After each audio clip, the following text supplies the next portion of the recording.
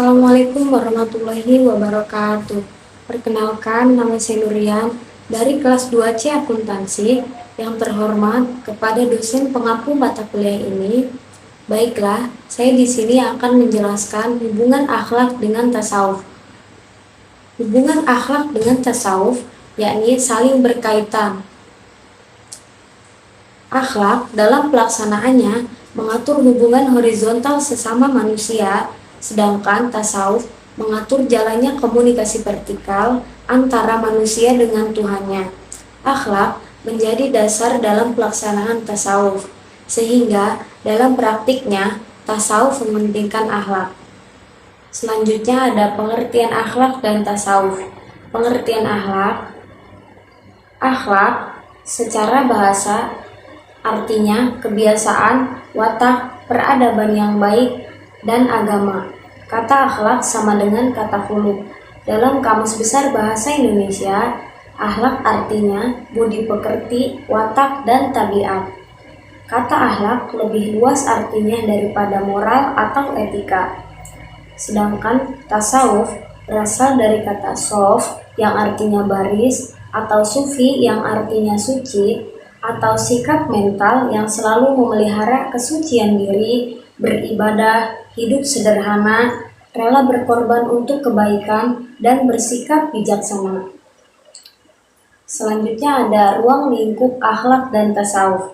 Yang pertama, akhlak perorangan. Akhlak ini dibagi menjadi 4. Yang pertama, semua hal yang diperintahkan atau al-amawir.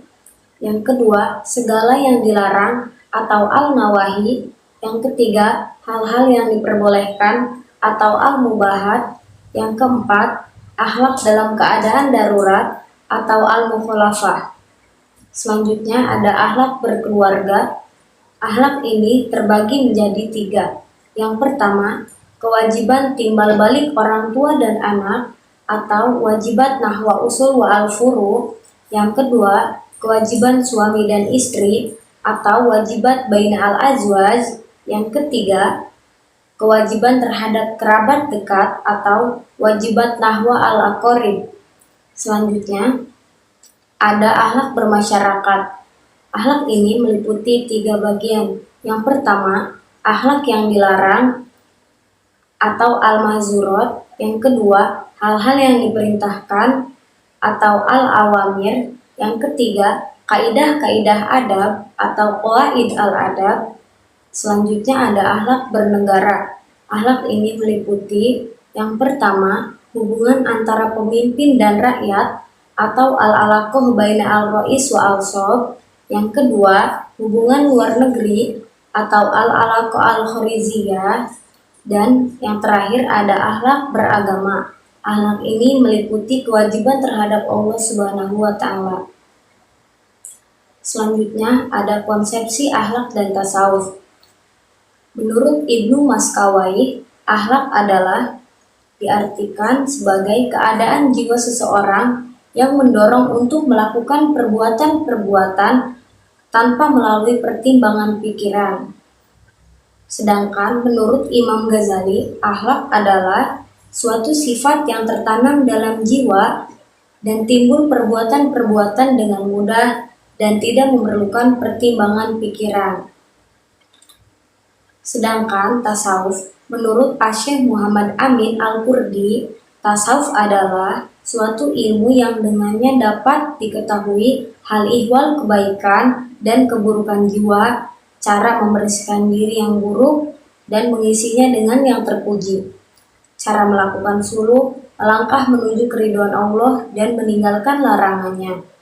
Sedangkan menurut As-Suhrawardi mengemukakan pendapat Ma'ruf Al-Karaki, tasawuf adalah dapat disimpulkan bahwa tasawuf adalah kehidupan rohani yang merupakan fitrah manusia dengan tujuan untuk mencapai hakikat yang tinggi dan berada dekat dengan Allah Subhanahu wa Ta'ala.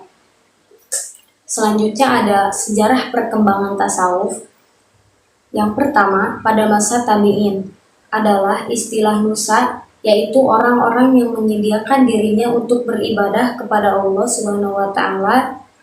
Tokohnya adalah Hasan Basri yang benar-benar mempraktikkan tasawuf. Yang kedua, istilah tasawuf muncul pada abad kedua Hijriah yang digunakan oleh Abu Hashim. Yang ketiga, abad ketiga Hijriah muncul tasawuf yang menunjukkan pemikiran eksklusif seperti Al-Jali'aj. Yang keempat, pada abad kelima Hijriah muncul Al-Ghazali yang mendasarkan tasawuf pada Al-Quran dan Al-Hadis. Dan yang terakhir, abad ke-6 Hijriah berkembang terkat-terkat untuk melatih dan mendidik para murid seperti yang dilakukan oleh Said Ahmad Rifai dan Said Abdul Qadir Jailani. Oke, mungkin baiklah, hanya itu yang dapat saya sampaikan, kurang lebihnya mohon maaf. Wassalamualaikum warahmatullahi wabarakatuh.